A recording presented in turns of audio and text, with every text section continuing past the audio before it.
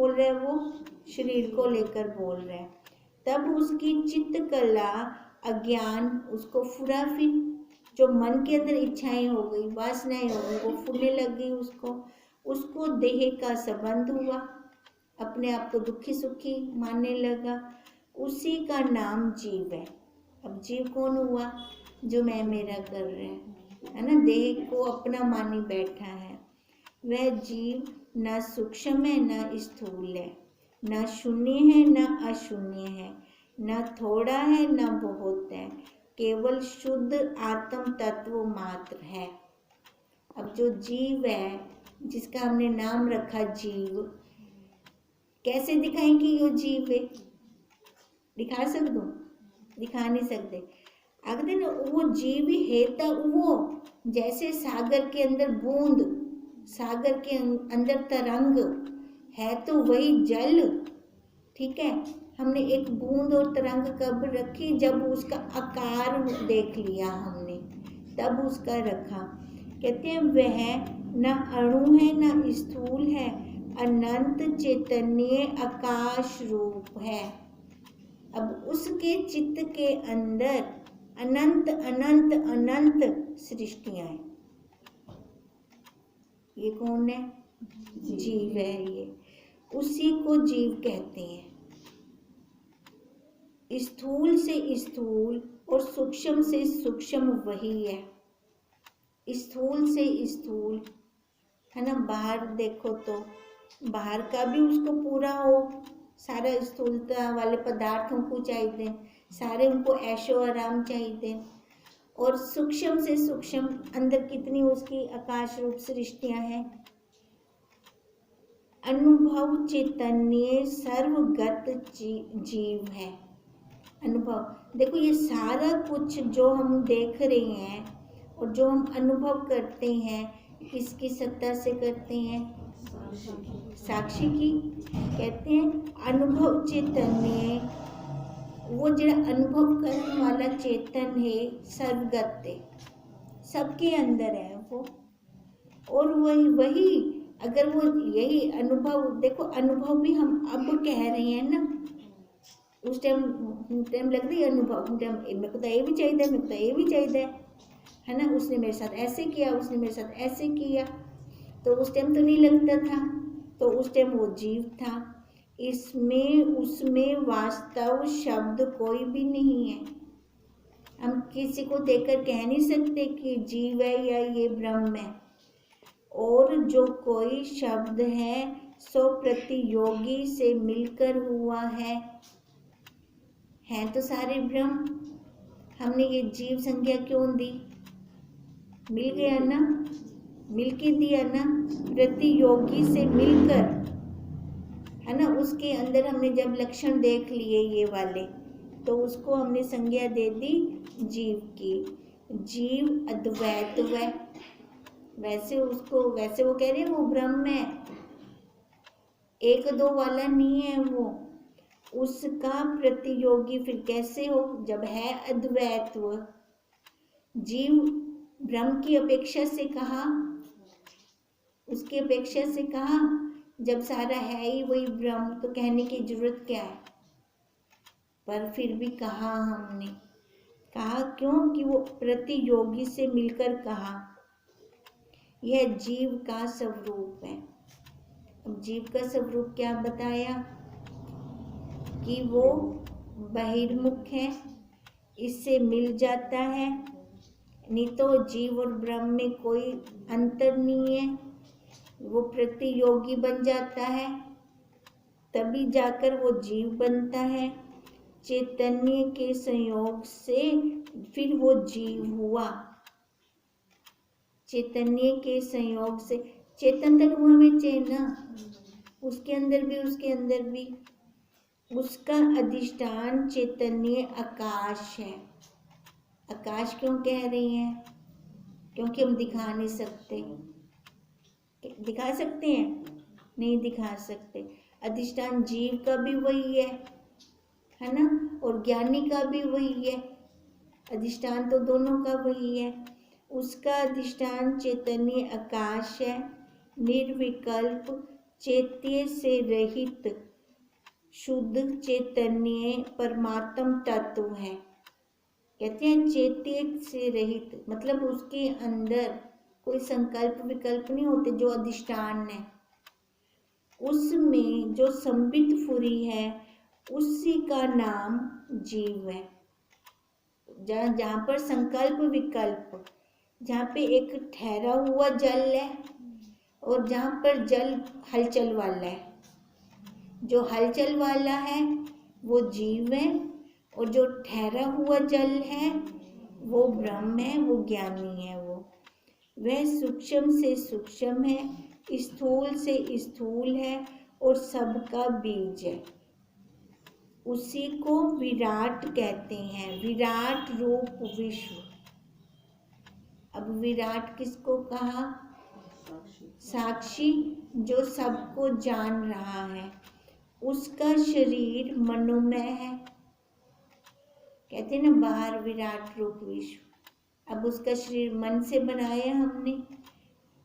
वह आदि पर परमात्म तत्व से फुरा है और अन्य अवस्था को नहीं प्राप्त हुआ। वो आदि परम तत्व परमात्मा से फुरा है। बाहर हम विराट रूप का बनाते हैं ना, अब कहते हैं वो कैसे कैसे है, वो अन्य अवस्था को कभी प्राप्त नहीं होता। हिको जाइए सतयुग विच भी तो होंगे विराट रूप शरीर दसदे हैं, वही अभी तक बताते आ रहे हैं। वो दूसरी अवस्था को प्राप्त क्यों नहीं हुआ? असंग हो गया, साक्षी हो गया, निराकार हो गया, तभी वो दूसरी अवस्था को प्राप्त नहीं होता। आकार वाले की अवस्थाएं बन जाती हैं, अर्थात पर चिंता को वो नहीं प्राप्त हुआ। वह अपने को सबका आत्मा जानता है, उसका नाम विराट है। हम कहते हैं सबके अंतःकरणों को मिलाकर उसका एक का अंतःकरण है, तो इसलिए वो सबकी जान जाता है वो, क्योंकि सारे अंतःकरण होंगे अंदर है, तभी वो एक की बात जान जाता है, एक की बात जान जाता है। उसका प्रथम शरीर मनोमात्र और शुद्ध प्रकाश रूप राग द्वेष रूपी मल से रहित अनंत आत्मा है। उसके अंदर है ही नहीं राग और द्वेष, मनोमात्र है, प्रकाश ही प्रकाश है वहाँ पर। वह मन कर्मों और देहों का बीज है। जो मन है ना, जो चलता हुआ मन है, वो वहाँ पर कर्म भी बन जाते हैं। कर्म बन जाएंगे तो फिर उसके जन्म होंगे, जन्म होंगे तो देह होगी। अब देह है तो फिर बीज, फिर ये तो अब देखिए हम बीज को भूनते हैं कि आगे और बना रही हैं। अब जैसे एप्पल सेब का एक पेड़ लग गया, अब वो सेब का पेड़ लगा कैसे? बीज से। अब उसको और सेब लग गए, अनंत बीज हो गए उसके। और अब उस सेब के पेड़ को जला दें तो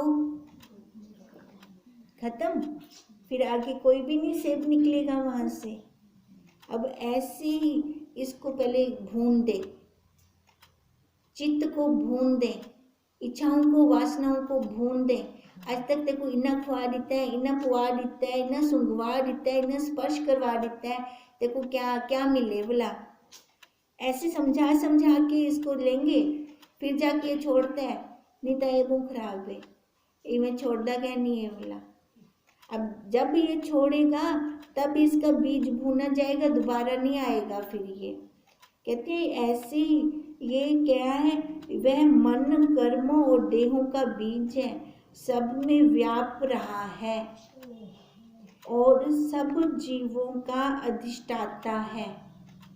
अब राम जी ने प्रश्न किया था ना, अधिष्ठान कौन है? कहते हैं ब्रह्म दा भी, ज्ञानी दा भी, अज्ञानी दा भी अधिष्ठान था वो ही है। उसी ने संकल्प से ये जीव रचे हैं और पंच ज्ञान इंद्रियां अहंकार मन और संकल्प ये आठों आकार ग्रहण किए हैं। अब एक को उसको ही खेलने की इच्छा हुई, एक से अनेक हुआ। अब एक से अनेक हुआ तो वही हुआ जो एक सामग्री रह गई थी लास्ट में। जब महाप्रलय हो गया, कोई तो है ही ना, होंदे नाल ही सारा कुछ बनया। जैसे हम बार बार कहते हैं कि मेरे पास खाली आटा है, ठीक है, आटे से जो कुछ मैं बनाऊंगी वो सारा किससे बनेगा? आटे से ही बनेगा ना। तो वो आटे का ही रूप बदला हुआ होगा। अब ऐसे जब सारा कुछ लय हो गया, महाप्रलय के अंदर एक जो सत्ता बच गई, उस सत्ता से ये सारा कुछ बना है फिर। तो इसका मतलब ये सारे क्या है? वही रूप है। अब वे कहते हैं ये आठों आकार उसने ग्रहण किए हैं। परमार्थ रूप को छोड़ फूटने से जो आकार उत्पन्न हुए हैं उनको ग्रहण करने का नाम पुरुष का है। परमार्थ को छोड़ के जो संकल्पों विकल्पों में, अपनी इच्छाओं वासनाओं में बाहर निकल गया, तो कहते हैं उसी का नाम पुरुष का मतलब जीव। वो जीव सूक्ष्म शरीर, वो जीव है। फिर इन इंद्रियों के छिद्र रचे और स्थूल रूप रचकर उनमें आत्मा प्रतीत किया। और सारे बैठूं आप जो 84 लाख योनियां हैं, उस वो जैसे चल रहे हैं सारे, है ना, त्रिपुटी में आते हैं तभी चल रहे हैं ना ये सारे। कहते हैं उन्हीं के अंदर फिर आत्मा प्रतीत किया। कुत्ते को ना मार होंदे विच भगवान ने, कहते हैं हम बच्चे को, चिड़िया को बाहर रोटी दे आ होंदे विच भगवान ने। अब वही आत्मा प्रतीत करते हैं सबके अंदर, रच कर उनमें आत्मा प्रतीत किया।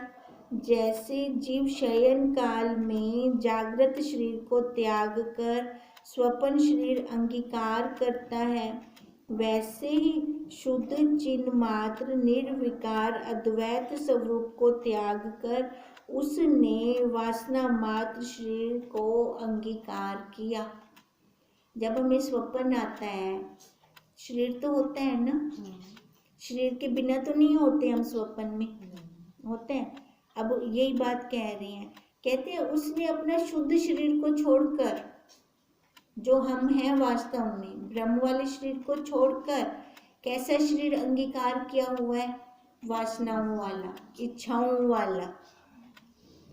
अब जैसे है स्वप्न वाला शरीर और जागृत वाला शरीर है तो एक, उसमें कोई अंतर तो नहीं है। अब ऐसी वासना वाला शरीर और जो ब्रह्म वाला शरीर हुए एक का एक है। जो ब्रह्म वाला शरीर हो गया, बिना वासनाओं वाला हो गया, वो दोबारा नहीं आएगा, वो लय हो जाएगा 5 भूतों में। दोबारा कौन आएगा? वासना वाला। जो 5 भूतों में लय हो गया वो ब्रह्म हो गया, ठीक है। और जो वापस आ गया वो जीव हो गया। पर वास्तव में स्वरूप का त्याग नहीं किया और स्वरूप से जो नहीं गिरा वही शुद्ध अद्वैत रूप है। शुद्ध निर्विकल्प भाव को त्याग कर विराट भाव ग्रहण किया। किसने किया? जो स्वरूप से नहीं गिरा, उसने अपना ये विराट भाव ग्रहण कर लिया। फिर मतलब उसी रूप में आ गया, उसको अपने से अलग फिर कुछ नहीं दिखाई देता। ओम तम नमामि हरिं परम, ओम तम नमामि